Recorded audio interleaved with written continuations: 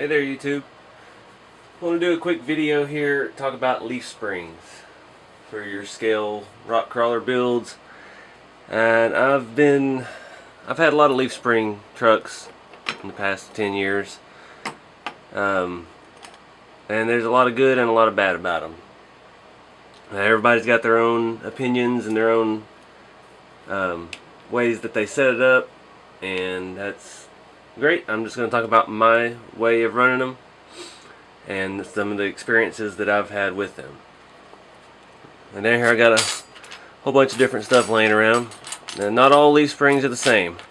You can't just go on eBay and buy leaf springs. There's different sizes, and there's basically two schools for that. You have the RC four-wheel drives, and these are also the same length as the Tamiya semi-truck 18-wheelers and high lifts.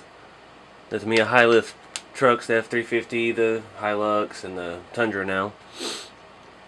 And these are pretty bent, but they come very arched. They're usually something like that.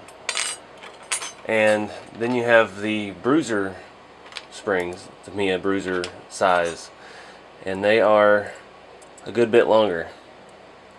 And there's I like these a lot better. That's what the problem I'm having with my Trailfinder 2 at the moment.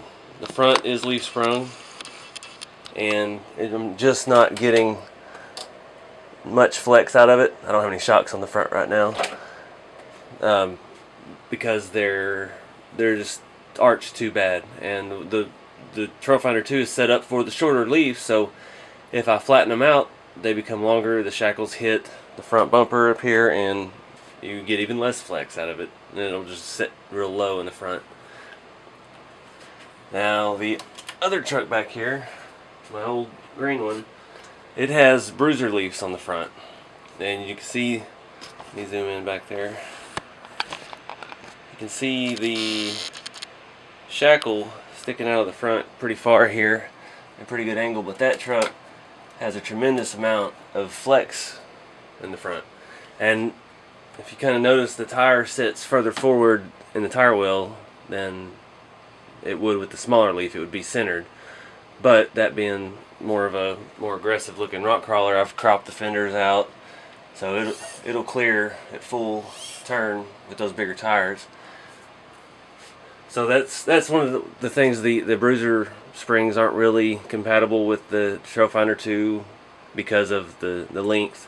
It will mess up your wheel wells. If you're building something custom, then you can set it up however you like. What else we got? I've got the old school Bruiser back there. I can't get to it, but I will. One tip that I've learned over the years with leaf springs, no matter what the size, is to always run a helper spring, at least on the rear. Because you will, I don't have any damaged ones, but you will bend your spring because of it's called axle wrap. The same thing happens on real leaf sprung trucks.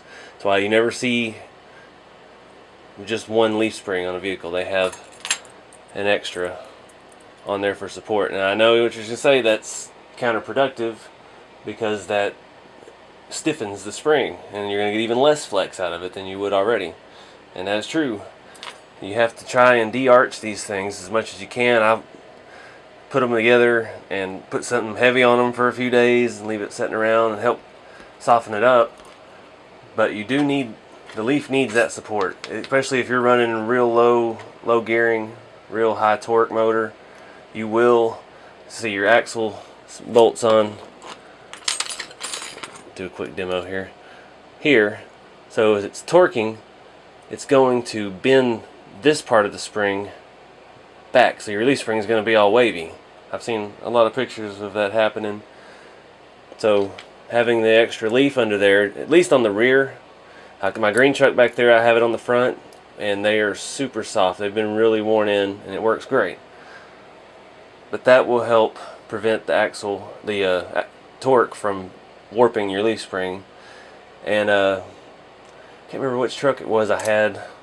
I had one on top as well in the rear, and that doesn't affect your flex as much, and it really helps prevent the axle wrap. But the key is the softening, wearing them out a little bit. You can't just open the box and put them on the truck, or you're not going to have any flex.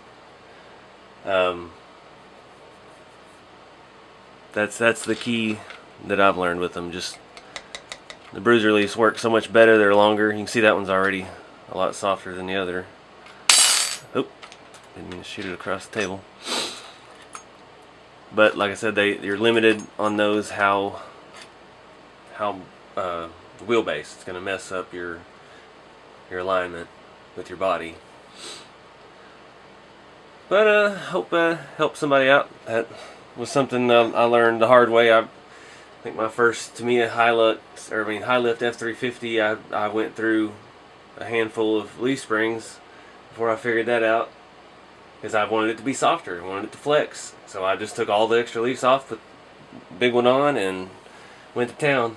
And not just the torque, but any kind of speed.